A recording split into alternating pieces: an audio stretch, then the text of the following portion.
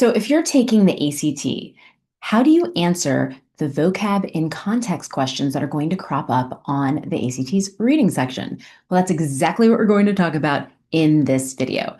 My name is Kristina of Ivy Lunch Test Prep, and for the past, now it's 16 years, I have helped high schoolers just like you all around the globe dramatically raise their SAT and ACT test scores and ultimately land spots at their dream colleges. So let's dive in. So if you need a boost on your ACT reading section and you need one fast, this is one of my favorite go-to question types to master because you're always going to see a few of these questions in every single reading section on the ACT.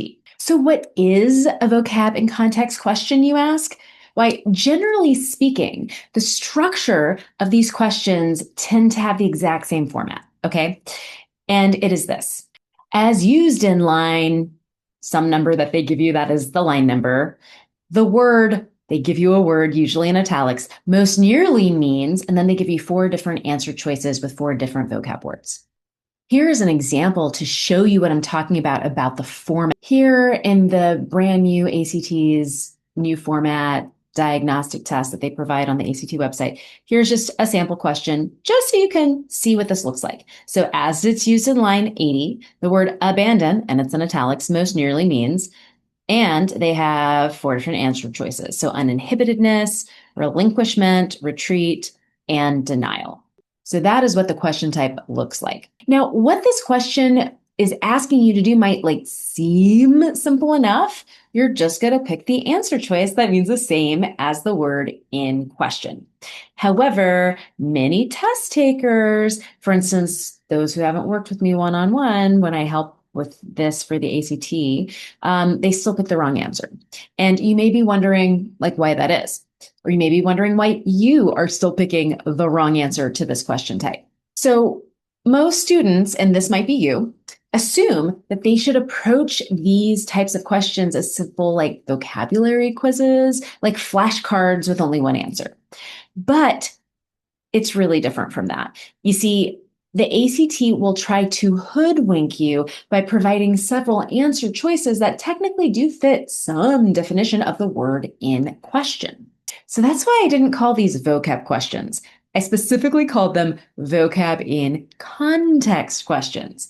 And if you follow my strategy that I'm about to show you for honing in on that in context part of the equation, then your path to the correct answer will be very straightforward from this point onwards. And of course, I'm going to teach you exactly how to do it right now. So if you're new to my universe, again, my name is Kristina of Ivy Lunch Test Prep, and I have a quick question for you, and that is, have you encountered issues with these vocab and context questions on the ACT? So if so, just leave a comment. I want to know. And while you're at it, hit those like and subscribe buttons, and then that way, whenever I post a new video about the SAT, the ACT, or college application essays, you'll be the very first to know. So here's the best method for conquering these ACT reading passage vocab and context question types. So step 1, you're going to locate the vocab word in the line that they cited for you in the question, underlining or circling the word. Step number 2, you are going to read the whole sentence that contains the word in question, but when you get to the word itself, you're going to say blank. Step 3, now you're going to reread a snippet of that sentence, a snippet that contains the word in question, but each time you are going to swap it out for a different answer choice. So that means you are literally reading that snippet 4 different times, all in a row, each one with a different answer choice plugged in. And then finally, step 4, you are going to choose the answer, which, thanks to the strategy, will now be super easy to determine. So let me actually show you this one question again, and we are going to actually try out the method.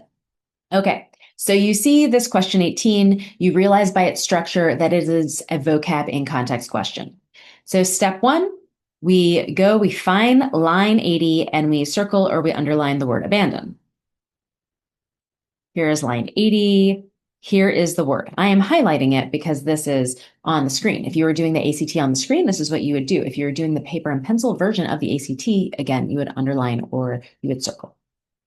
So, step 2, you are going to read the entire sentence that includes this word. So the entire sentence is all of this, right? So I can't help thinking that the virus was supplying something the tulip needed. Just the touch of blank the flower's chilly formality called for. So I read the whole sentence, but I said the word blank instead of the word abandon. Step 3, I am going to read a portion, a snippet of the sentence that includes where the word is, but that's short enough to remember, but big enough to get me some context. Maybe this, right? Just the touch of blank the flower's chilly formality called for. And I'm going to plug in the answer choices. Just a touch of uninhibitedness the flower's chilly formality called for. Just a touch of relinquishment the flower's chilly formality called for. Just a touch of retreat the flower's chilly formality called for.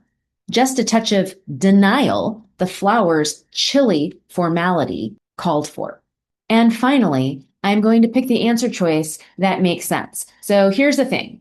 Maybe you don't quite have the answer like I did from that just now, but maybe you don't. Maybe you don't happen to know what all the words are, right?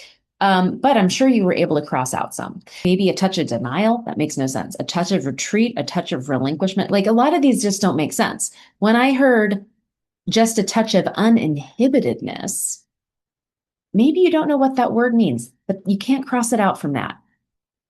But if you did know what it means, that's the one where you finally are like, oh, I get it.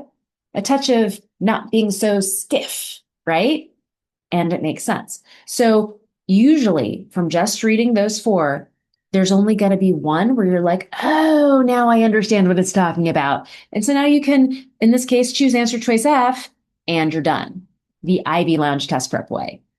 So now let's talk about a few counterintuitive things about my method for correctly answering the ACT readings, vocab, and context questions. Okay. So the first thing, never in this process did I ask myself what the word abandon means. Okay. Because honestly, what abandon means is not of interest to us here, right? I only care what the word abandon means in that particular sentence that takes place in like lines 79 through 81, right? So it's vocab in context. So the second thing that's sort of counterintuitive. So in the second step, where I read the whole sentence, but I say the word blank, that might seem weird to you, right? But here's why I did it.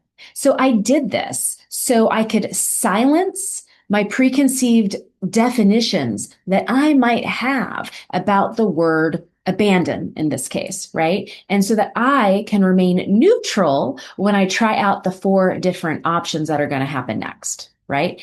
And finally, here's the other kind of counterintuitive thing that I want to mention. So in the third step, I reread the whole segment all 4 times, each with a different word. I did not say just the touch of uninhibitedness, relinquishment, retreat, denial, the flower's chilly formality called for. No, I said just the touch of uninhibitedness that flower's chilly formality called for. Just the touch of relinquishment, the flower's chilly formality called for. So you see, I read the whole snippet 4 times, not one time, but then I said all 4 words. Does that make sense? So if I were to do it the other way, like just reading it once, but kind of saying all 4 words in a row, my mind is only going to process that very first answer choice and the rest are going to be mush. So I really do have to reread that little snippet 4 full times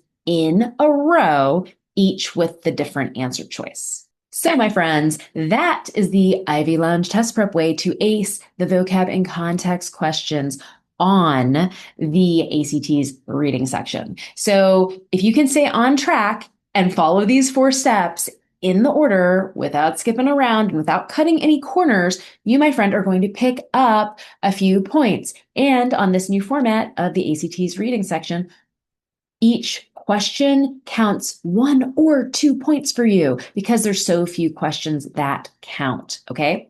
So I know you can do this. I am so proud of you. And if this post leaves you hungry for like more tips to raise your ACTs, say reading section or any of the other sections, you have two choices. One is you can check out my website, Ivy Lounge Test Prep, to figure out how you can work with me one-on-one. Again, that'll be in the show notes, ivyloungetestprep.com. Or I have a bunch of ebooks and online courses for every section of the SAT and ACT. So check those out in the link below.